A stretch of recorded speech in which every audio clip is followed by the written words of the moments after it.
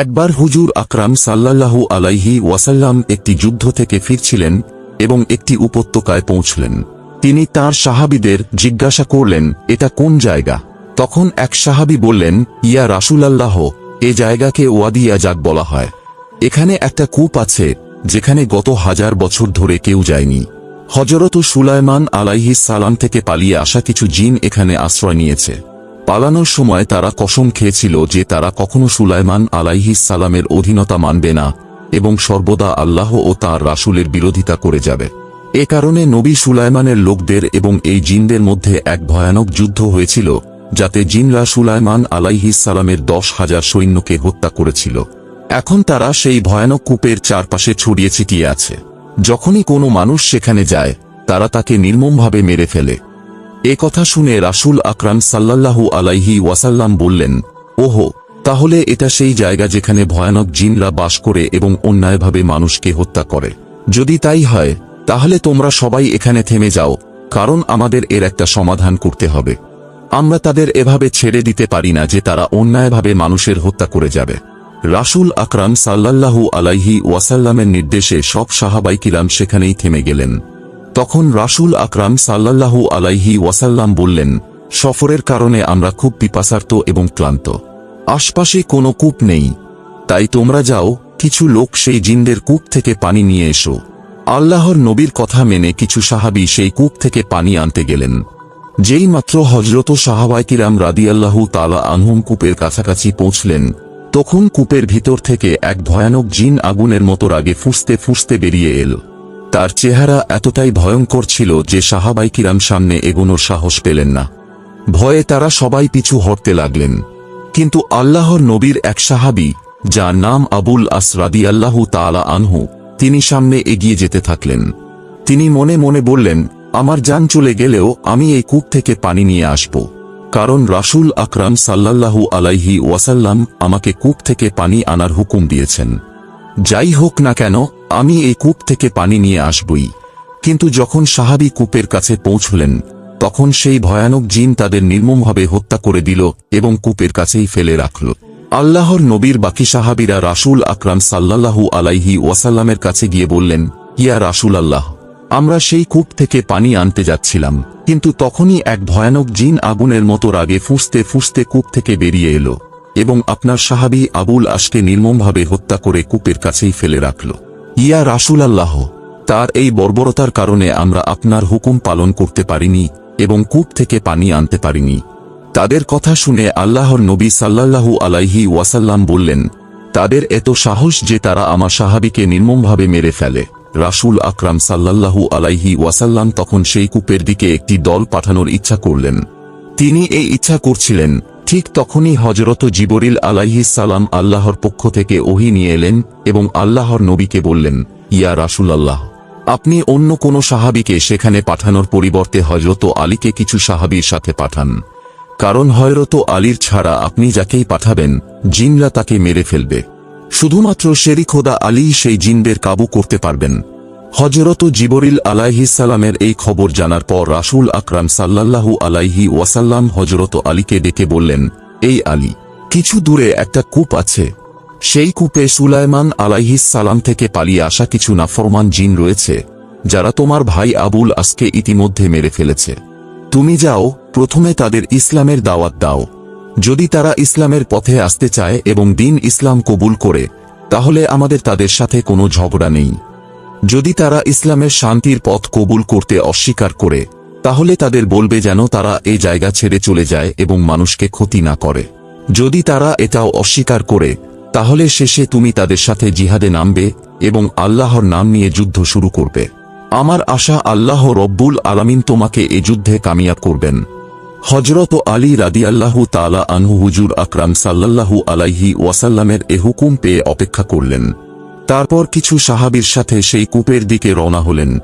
যখন হযরত আলী রাদিয়াল্লাহু তাআলা আনহু সঙ্গীদের সাথে কূপের কাছে পৌঁছলেন, তখনই সেই ভয়ানক জিন কূপ থেকে বেরিয়ে এসে তাদের দেখে বলল, কি রে ইনসানরা, তোমরা এখনো আমার রৌদ্র মূর্তি দেখে ভয় পাওনি? আমি তোমাদের মধ্যে একজনকে ইতিমধ্যে নির্মমভাবে মেরে ফেলেছি। এখন আবার ফিরে এসেছ। আমি তোমাদের আরও বেশি নির্মমভাবে মারব এবং তোমাদের এই দুনিয়া থেকে মিটিয়ে দেব। হযরত আলী রাদিয়াল্লাহু তাআলা আনহু জিনের এ কথা শুনে বললেন, এই আল্লাহর নাফরমান জিন, জেনে রাখো আমি শেরি খোদা আলী, আর আমাকে তোমাদের কাছে সমস্ত কায়নাতের নবী হুজুর আকরাম সাল্লাল্লাহু আলাইহি ওয়াসাল্লাম পাঠিয়েছেন। আমি তোমাদের তাঁর হুকুমে প্রথমে বলছি, তোমরা ইসলাম কবুল করে নাও। হযরত আলী রাদিয়াল্লাহু তাআলা আনহুর এ কথা শুনে সেই জিন জোরে হেসে বলল, তোমার দুর্ভাগ্য আলী, কিছুক্ষণের মধ্যেই তুমি এ দুনিয়া থেকে বিদায় নেবে, আর ইসলাম কবুল করার কথা বলছো। সেই ইসলামকে আমরা হাজার হাজার বছর আগেই লাথি মেরে ফেলেছি, আমরা কখনো ইসলামের অধীনতা মানব না। তখন হযরত আলী রাদিয়াল্লাহু তাআলা আনহু বললেন, দ্বিতীয় প্রস্তাব যা আমি তোমাদের দিচ্ছি, যদি তোমরা ইসলাম কবুল না করতে চাও তাহলে এ জায়গা থেকে দূরে চলে যাও। তোমরা নির্মমভাবে মানুষকে মারছ এবং তাদের জীবন কঠিন করে তুলছ। তখন সেই জিন বলল, স্বপ্ন দেখা বন্ধ করো আলী, আমরা কখনো এই জায়গা ছেড়ে কোথাও যাব না। হযরত আলী রাদিয়াল্লাহু তাআলা আনহু দহার দিয়ে বললেন, তাহলে এই আল্লাহর নাফরমান, আমার সাথে যুদ্ধ করার জন্য প্রস্তুত হয়ে যাও। তখন সেই জিন বলল, তুমি একটা দুর্বল ইনসান, আর আমার সাথে যুদ্ধ করবে, দেখি তোমার শরীরে কতটা তাকত আছে। এ বলে সেই জিন দহার দিয়ে হযরত আলী রাদিয়াল্লাহু তাআলা আনহুর উপর ঝাঁপিয়ে পড়ল। ততক্ষণাৎ শেরি খোদা হযরত আলী রাদিয়াল্লাহু তাআলা আনহু তাঁর জুলফিকার তলোয়ার দিয়ে একঘায়েই জিনের মাথা দুটুকরো করে দিলেন এবং তার লীলা শেষ করে তাকে জাহান্নামের দরজায় পাঠিয়ে দিলেন। যেই মাত্র সেই জিন মারা গেল, কূপের ভিতর থেকে হাজার হাজার জিন উপরে উঠে এলো এবং ভয়ানক আওয়াজ করতে লাগল। তাদের ভয়ানক আওয়াজে আসমান ও জমিন কাঁপতে লাগল। এ দেখে হযরত আলী রাদিয়াল্লাহু তাআলা আনহু কুরআন কারীমের কিছু আয়াত তিলাওয়াত করতে লাগলেন। যেই মাত্র শেরি খোদা হযরত আলী রাদিয়াল্লাহু তাআলা আনহু কুরআনের আয়াত পড়া শুরু করলেন, সেই জিনদের শরীরে আগুন লেগে গেল। তারা আর কূপের উপর স্থির থাকতে পারল না। কূপের উপর স্থির না থাকতে পেরে তারা চিৎকার চেঁচামেচি করে সবাই কূপের ভিতর চলে গেল। তখন শেরি খোদা হযরত আলী রাদিয়াল্লাহু তাআলা আনহু কূপের কাছে গিয়ে পানি তোলার জন্য একটা বালতি কূপের ভিতর ফেললেন, কিন্তু বালতি ভিতর যাওয়া মাত্র জিনরা সেই বালতিকে কূপের উপর ফেলে দিল এবং তাকে পানি তুলতে দিল না। আবার হযরত আলী রাদিয়াল্লাহু তাআলা আনহু বালতি ফেললেন, কিন্তু আবার জিনরা বালতিকে উপর ফেলে দিল। এভাবে কয়েকবার বালতি উপর ফেলার পর হযরত আলী রাদিয়াল্লাহু তাআলা আনহু ক্রুদ্ধ হয়ে গেলেন। তারপর তিনি বালতিকে রশি থেকে আলাদা করে দিলেন, রশির এক প্রান্ত নিজের কোমরে শক্ত করে বেঁধে দিলেন এবং অন্য প্রান্ত সঙ্গীদের হাতে দিয়ে বললেন, তোমরা সবাই শক্ত করে ধরে রাখো। এরপর হযরত আলী রাদিয়াল্লাহু তাআলা আনহু সেই কূপের ভিতর নেমে গেলেন। কূপের ভিতর গিয়ে হযরত আলী রাদিয়াল্লাহু তাআলা আনহু দেখলেন অসংখ্য বদসুরত চেহারার জিন তাকে ঘিরে রেখেছে। তারপর তারা শেরি খোদা হযরত আলী রাদিয়াল্লাহু তাআলা আনহুর উপর ঝাঁপিয়ে পড়ল। শেরি খোদা হযরত আলী রাদিয়াল্লাহু তাআলা আনহু এক এক করে জিনদের মাথা কাটতে লাগলেন এবং তাদের জাহান্নামে পাঠাতে লাগলেন। বর্ণিত আছে যে এভাবে তিনি সেদিন একাই 20,000 জিনকে মেরে ফেলেছিলেন। যখন জিনরা দেখল যে তাদের সব যোদ্ধা মারা যাচ্ছে এবং যখন তাদের বোঝা হল যে এই শেরি খোদার সাথে পারা সম্ভব নয়, তখন তারা হযরত আলী রাদিয়াল্লাহু তাআলা আনহুর কাছে হাত জোড় করে মিনতি করল, এই শেরি খোদা আলী, আপনি আমাদের মাফ করে দিন, আমরা আমাদের ভুল বুঝতে পেরেছি, আপনি এখন যা করতে বলবেন আমরা তাই মানব। তখন শেরি খোদা হযরত আলী রাদিয়াল্লাহু তাআলা আনহু বললেন, যদি তোমরা শুরুতেই আমার কথা মেনে নিতে তাহলে আমাকে এত যুদ্ধ করতে হতো না এবং তোমাদের এত লোক জান দিত না। তোমাদের কাছে আমার একটাই দাবি, তোমরা কালিমা পড়ে মুসলমান হয়ে যাও এবং শান্তির পথ অবলম্বন করো, নির্মমভাবে ইনসানদের হত্যা করা বন্ধ করো। তোমরা বলো আল্লাহ ছাড়া কোনো মাবুদ নেই এবং মুহাম্মদ তাঁর রাসূল। তখন জিনরা হযরত আলী রাদিয়াল্লাহু তাআলা আনহুর কাছে ওয়াদা করল এবং বলল, এই শেরি খোদা আলী, আজ থেকে আমরা মুসলমান হয়ে গেলাম এবং আজ থেকে আমরা নির্মমভাবে ইনসানদের হত্যা করব না। আজ থেকে আমরা আল্লাহ ও তাঁর রাসূলের আদেশ পুরোপুরি মেনে চলব এবং কখনো আল্লাহ ও তাঁর রাসূলের বিরুদ্ধে কাজ করব না। এরপর শেরি খোদা হযরত আলী রাদিয়াল্লাহু তাআলা আনহু তাদের সম্বোধন করে বললেন, তোমাদের সর্দারকে ডাকো বা সামনে আসো। জিনদের সর্দার সামনে এসে বলল, হুজুর, আমি তাদের নেতৃত্ব করি। আলী জিজ্ঞাসা করলেন, তোমার নাম কি? সে বলল, আমার নাম কোয়ান জায়ব। আলী রাদিয়াল্লাহু তাআলা আনহু তাকে বললেন, আজ থেকে আমি তোমার নাম জাফর জায়েব রাখলাম। তুমি এতদিন তোমার কওমকে অন্যায় ও নাফরমানির পথে নিয়ে যাচ্ছিলে। তুমি তাদের আল্লাহ ও তাঁর রাসূলের বিরুদ্ধে কাজ করতে শিখিয়েছিলে। কিন্তু আজ থেকে আমি তোমাকে এ দায়িত্ব দিচ্ছি যে তুমি তাদের হিদায়াতের পথে চালাবে এবং সর্বদা আল্লাহ ও তাঁর রাসূলের আজ্ঞাকারিতা শেখাবে। তখন সেই জিন ওয়াদা করল এবং বলল, এই শেরি খোদা, আমি আপনার সব আদেশ ইনশাআল্লাহ পুরোপুরি পালন করার চেষ্টা করব। আমি আর কখনো আমার কওমকে আল্লাহ ও তাঁর রাসূলের বিরুদ্ধে কাজ করতে উৎসাহিত করব না। এরপর শেরি খোদা হযরত আলী রাদিয়াল্লাহু তাআলা আনহু সেই কূপ থেকে পানি নিয়ে হুজুর আকরাম সাল্লাল্লাহু আলাইহি ওয়াসাল্লামের সামনে হাজির হলেন এবং তাকে বললেন, ইয়া রাসূলাল্লাহ, আমি তাদের সাথে যুদ্ধ করেছি এবং অগণিত জিনকে জাহান্নামের দরজা পর্যন্ত পৌঁছে দিয়েছি। তারপর তারা আমার হাতে হাত রেখে ইসলামের কালিমা কবুল করেছে এবং শান্তির পথে ফিরে এসেছে। তারা ওয়াদা করেছে যে আজ থেকে তারা আর কোনো নির্মমতা করবে না এবং কোনো ইনসানকে অন্যায়ভাবে মারবে না। এই বিপদ থেকে মুক্তি পাওয়ার পর হুজুর আকরাম সাল্লাল্লাহু আলাইহি ওয়াসাল্লাম আল্লাহ রব্বুল আলামিনের প্রচুর শুকরিয়া আদায় করলেন এবং বললেন, আল্লাহ রব্বুল আলামিন আমাদের সর্বোত্তম পথপ্রদর্শক এবং তিনি সর্বদা আমাদের সাহায্য করেন। একবার কিছু জিন তাদের সর্দারের কাছে অভিযোগ নিয়ে এলো এবং বলল, এই জিনদের সর্দার, আমরা প্রতিদিন আসমানে গিয়ে ফেরেশতাদের কথা চুপচাপ শুনতাম। পৃথিবী সৃষ্টির পর থেকে হাজার হাজার বছর ধরে আমরা এ কাজ করে আসছি, কিন্তু কখনো কোনো বাধার সম্মুখীন হইনি। আমাদের নিয়মিত রুটিন অনুসারে আজও আমরা ফেরেশতাদের কথা শোনার জন্য আসমানে গিয়েছিলাম, কিন্তু আজ আমরা ভয়ানক বাধার সম্মুখীন হয়েছি। আমাদের দিকে জ্বলন্ত অগ্নিপিণ্ড নিক্ষেপ করা হচ্ছে। আমরা কোনোভাবেই আসমানের কাছে যেতে পারছি না এবং ফেরেশতাদের কথা শুনতে পারছি না। আমরা জানি না কেন এমন হচ্ছে। দয়া করে আপনি এর কোনো উপায় করুন। তখন জিনদের সর্দার তাদের বলল, আমরা হাজার হাজার বছর ধরে এ কাজ করে আসছি, কখনো কোনো বাধার সম্মুখীন হইনি। যেহেতু আসমান থেকে আমাদের বাধা আসছে এবং আমাদের দিকে অগ্নিপিণ্ড নিক্ষেপ করা হচ্ছে, তাই নিশ্চয়ই পৃথিবীতে কোনো বড় ঘটনা ঘটেছে। অতএব তোমরা সবাই পৃথিবীতে ছড়িয়ে পড়ো এবং খোঁজ নাও যে আসলে কি ঘটেছে। তারপর এসে আমাকে পুরো ঘটনা বলো। সর্দার জিনের হুকুমে জিনরা সমস্ত পৃথিবীতে ছড়িয়ে পড়ল এবং খোঁজাখুঁজি শুরু করল যে আসলে কি ঘটেছে। নাসিবিন নামক এলাকার জিনরা খুঁজতে খুঁজতে পবিত্র মক্কা নগরীতে পৌঁছে গেল। তখন রাসূল আকরাম সাল্লাল্লাহু আলাইহি ওয়াসাল্লাম মক্কার এক উপত্যকায় নামাজে মগ্ন ছিলেন। তিনি মধুর স্বরে কুরআনুল কারীম তিলাওয়াত করছিলেন। রাসূলের মধুর কণ্ঠের তিলাওয়াত শুনে জিনরা তাঁর চারপাশে ভিত করে বসে পড়ল। তারা মন্ত্রমুগ্ধ শ্রোতার মতো কুরআনুল কারীমের তিলাওয়াত শুনতে লাগল এবং রাসূল আকরাম সাল্লাল্লাহু আলাইহি ওয়াসাল্লাম তিলাওয়াত করতে থাকলেন। যখন আল্লাহর রাসূল নামাজে থাকতেন, তখন তাকে দুনিয়ার কোনো জিনিসের খবর থাকত না। তার চারপাশে যে জিনরা ভিত করে বসেছিল, রাসূল আকরাম সাল্লাল্লাহু আলাইহি ওয়াসাল্লাম এটা বুঝতে পারেননি। যখন আল্লাহর রাসূল নামাজ শেষ করলেন, তখন তিনি দেখলেন যে তার চারপাশে অগণিত জিন ভিত করে বসে আছে। আল্লাহর নবী সাল্লাল্লাহু আলাইহি ওয়াসাল্লাম নামাজ শেষ করলে জিনরা বড় আদবের সাথে তাকে সালাম দিল এবং আরজ করল, হে আরবের নবী, আমরা আপনার কণ্ঠ থেকে যে মধুর কথা শুনেছি, দয়া করে আমাদের তার পরিচয় বলুন। এই মধুর বাণী আপনার উপর কোথা থেকে নাজিল হয়েছে?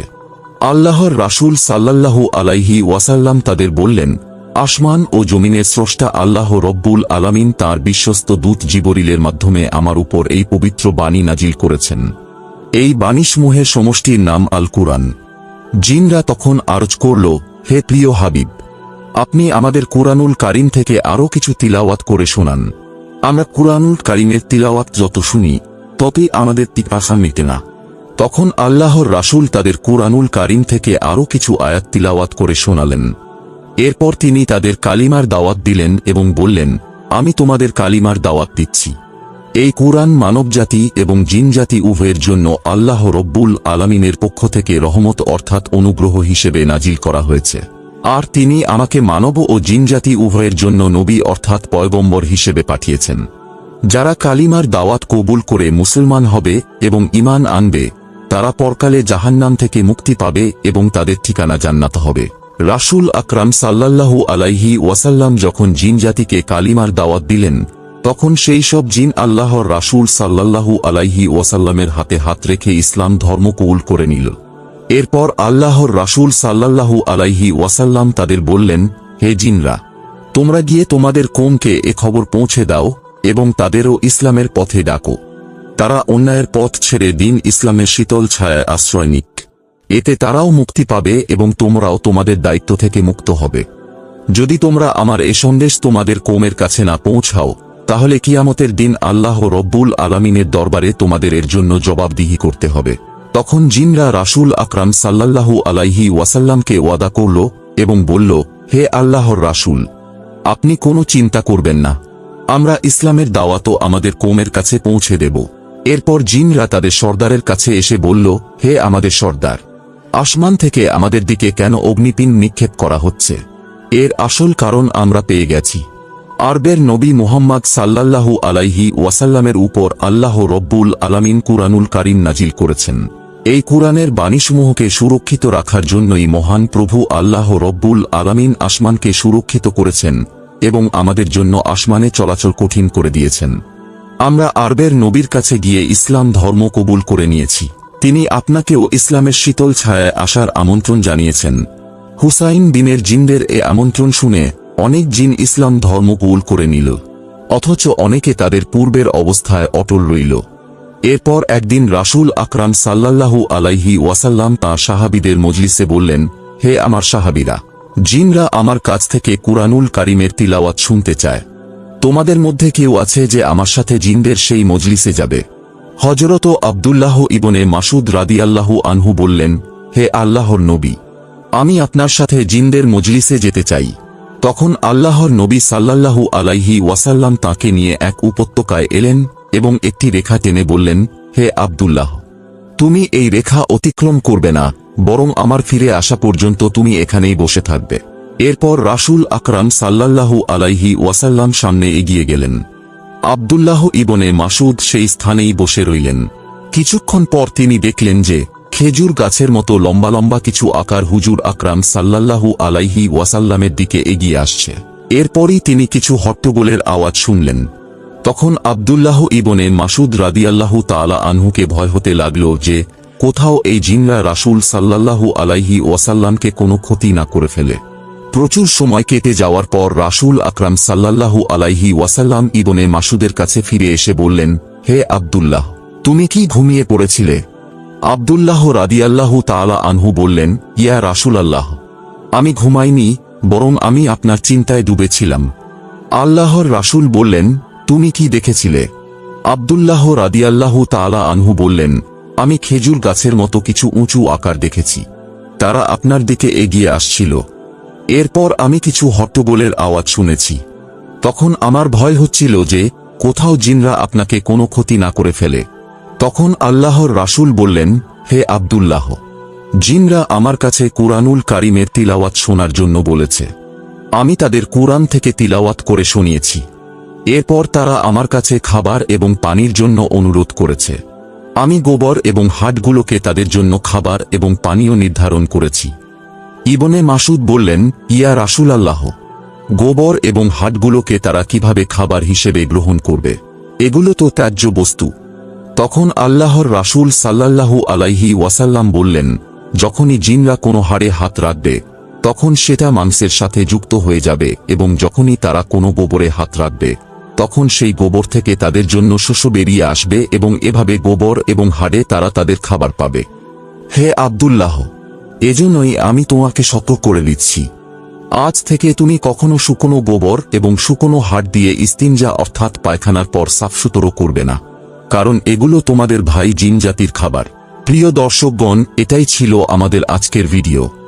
নতুন ভিডিও পাওয়ার জন্য আমাদের চ্যানেলকে অবশ্যই সাবস্ক্রাইব করুন এবং ভিডিওতে অবশ্যই মন্তব্য করুন। আশা করি আপনারা সবাই ভালো এবং সুস্থ থাকবেন।